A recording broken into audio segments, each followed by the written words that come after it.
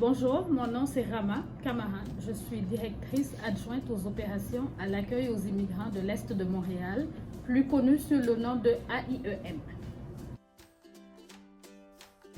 L'AIEM existe depuis plus d'une trentaine d'années maintenant. Au départ, c'était pour accueillir les réfugiés qui venaient du Salvador et tout. Mais les besoins ont changé, ça grossit et là on se retrouve à AIEM et puis on accueille tous les immigrants de l'Est de Montréal. Mais il y a eu toute une évolution dans l'installation de l'AIEM. Au départ, immigrants, demandeurs d'asile de l'Amérique du Sud. Et puis on a eu beaucoup de demandes, ce qui fait que ça a changé. Et puis c'est dans notre historique aussi. Je pense que je vais vous donner le rapport d'activité. Oh mon Dieu, c'est sûr que moi, je pourrais vous raconter plein de choses. Mais je n'étais pas là au départ. Comme je le précisais tout à l'heure, je suis là depuis 3 ans. Mais c'est parce qu'on s'est rendu compte que les immigrants avaient des besoins. Ils n'avaient pas d'organisme où aller, ils ne pouvaient pas avoir de service. C'était déjà les aider dans leur démarche ici. Parce que quand on est immigrant, qu'on n'a pas de statut, vous savez que c'est pas mal difficile de s'insérer dans une société. Je pense que l'idée de départ, c'était ça. Écoutez, on a beaucoup de services. C'est sûr qu'au départ, on les aidait juste dans leur démarche d'installation. On est passé des demandeurs d'asile aux immigrants en général qui ont un statut légal. Et puis jusqu'au 1er juillet, on aidait les personnes immigrantes avec un statut légal, des résidents permanents. Les citoyens, on ne les aidait pas beaucoup parce qu'on est limité par le ministère de l'Immigration. C'est lui qui nous finance. Et puis depuis le 1er juillet, ça a changé. On accueille les résidents permanents, on accueille les citoyens maintenant, on accueille les étudiants internationaux et les travailleurs temporaires. Et notre objectif premier, on a 2 gros volets, ok? La francisation, parce qu'on a beaucoup d'immigrants qui viennent et puis qui ne parlent pas français.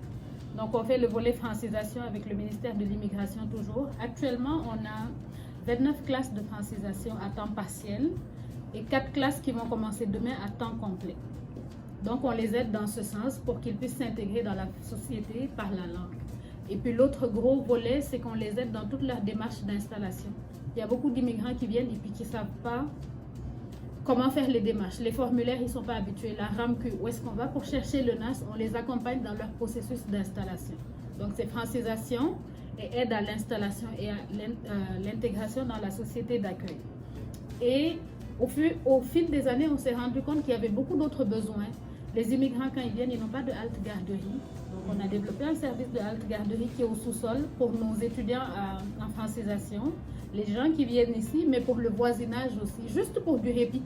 Les gens peuvent venir, laisser leur enfant pour 3 heures de temps, faire leurs choses et puis revenir les chercher. On a un service psychosocial parce qu'on sait que l'intégration a des challenges. Il y a des gens qui sont en état, qui vivent un choc quand ils arrivent ici. Donc on les accompagne aussi dans tout ce qui est problème psychosocial.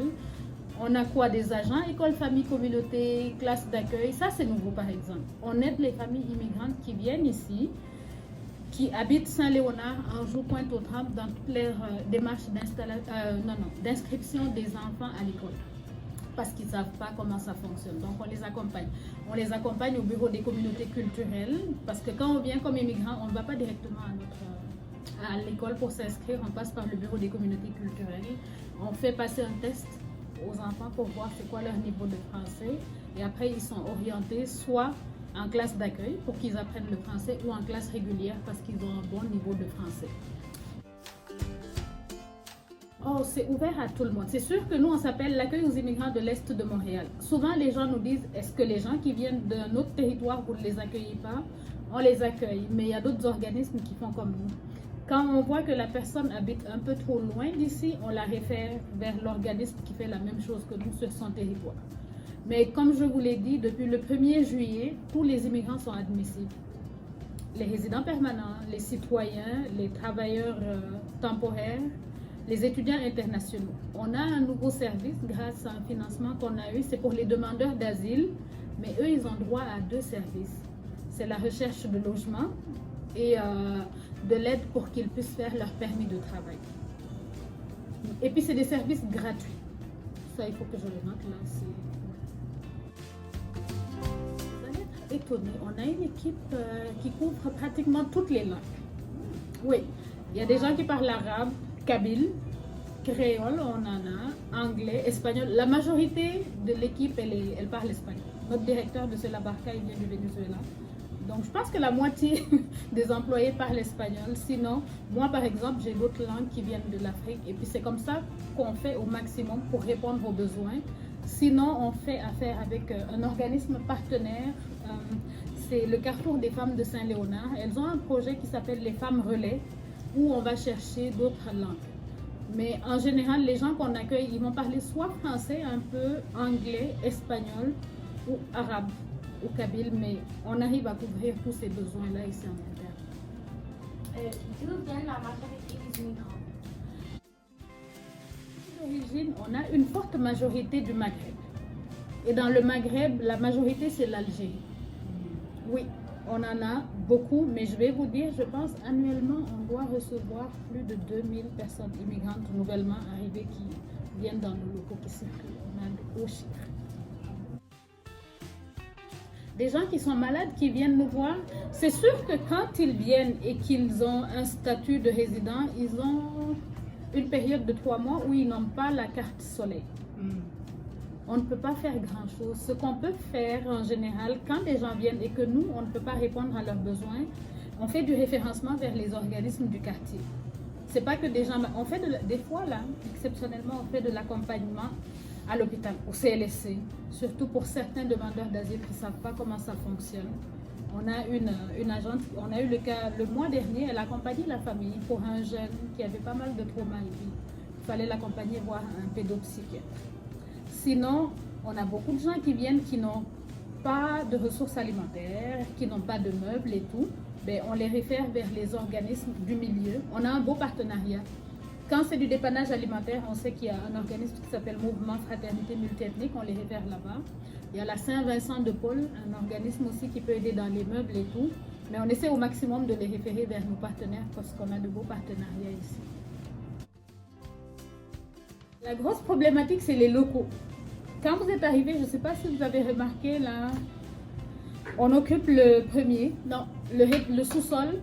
Il y a la halte garderie, on accueille beaucoup d'enfants. Il y a le premier étage et ici.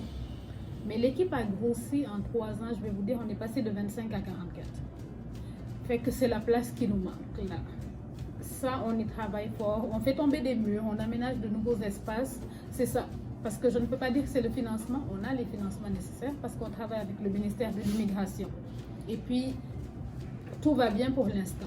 Mais c'est la place. Des fois, oui, malheureusement, on ne peut pas répondre à tous les besoins, mais c'est sûr que quand la personne entre ici, on essaie de la faire rencontrer toutes les personnes qu'il faut pour répondre juste à ses besoins. Et je pense qu'on a de beaux résultats. Il y a un beau projet qu'on a, par exemple, je vais vous donner un exemple type. Quelqu'un qui vient ici, qui vient d'arriver, avec son enfant, madame est enceinte et tout, pratiquement, on a tous ces services ici où on pourrait la référer. C'est sûr qu'elle va rencontrer les intervenantes, non, c'est plus des intervenantes, c'est les conseillères accueil et intégration pour les démarches d'installation ici. Si on sait qu'elle a des enfants en bas âge, on appelle automatiquement notre agent école famille communauté pour qu'il prenne rendez-vous et qu'il lui explique un peu le système scolaire québécois. Madame est enceinte, on travaille avec un organisme qui s'appelle Alternative Naissance. Ils font de l'accompagnement pour les femmes enceintes. Donc, ils l'accompagnent jusqu'à l'accouchement en lui donnant des conseils. C'est des rendez-vous un mardi par mois où la dame d'Alternative Naissance vient ici, elle donne des rendez-vous. Donc, en fait, nous, notre credo, c'est que quand la personne vient ici, c'est qu'elle se sente accueillie, mais qu'on puisse aussi répondre à ses besoins ou l'orienter dans l'intégralité de ses besoins. Parce que ça lui évite de faire des va-et-vient, parce que c'est déjà beaucoup de pression. Si on peut répondre au maximum de ses besoins ici, c'est que notre journée, on la check et puis, ouais. Ah non, jamais. On a un directeur, il fonctionne au projet. Là, on lui demande de ne plus développer de projet parce que c'est beaucoup. Puis on n'a plus d'espace. On le dit à la boutade, mais non, on va continuer. Parce que c'est des gens qui ont besoin de nous, veut pas. Moi, je suis migrante. C'est sûr que chaque immigrant a un parcours différent, mais on ne va jamais arrêter ça. Non. Il y a trop de besoins pour qu'on arrête. Et puis, on aime ce qu'on fait.